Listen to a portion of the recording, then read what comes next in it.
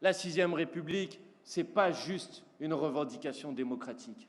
Évidemment, c'est une revendication démocratique. Évidemment, c'est mettre un terme à l'autoritarisme. Évidemment, c'est donner davantage de pouvoir au peuple. Évidemment, c'est introduire dans la démocratie représentative telle qu'elle est aujourd'hui des formes d'intervention directe du peuple à travers le référendum d'initiative citoyenne ou la possibilité de révoquer des élus au cours de mandat.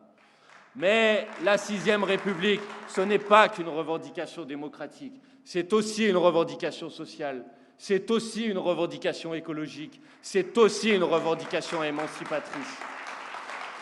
Oui, dans la Sixième République que nous appelons de nos vœux, les salariés doivent avoir plus de poids et plus de pouvoir dans l'entreprise. Oui, dans la Sixième République que nous appelons de nos vœux, il doit y avoir dans la Constitution la règle verte, c'est-à-dire l'idée qu'on ne prend pas chaque année davantage à la planète que ce qu'elle est capable de régénérer.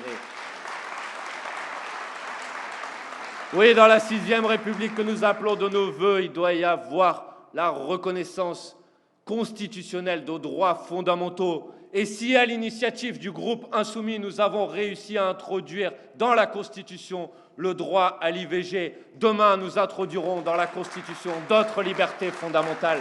Le droit à choisir, à disposer librement de son corps, le droit à choisir sa fin de vie, le droit à choisir librement son genre, des revendications qui sont aujourd'hui dans la société.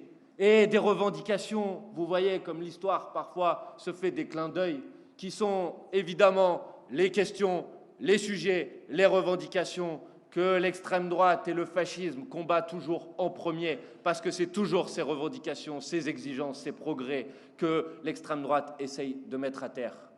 Voilà pourquoi il faut donner à ces protections des garanties constitutionnelles. Voilà pourquoi la Sixième République ne peut pas être qu'une question d'organisation des pouvoirs, mais elle doit donner un niveau de protection constitutionnelle aux droits et aux libertés fondamentales qui sont celles d'aujourd'hui.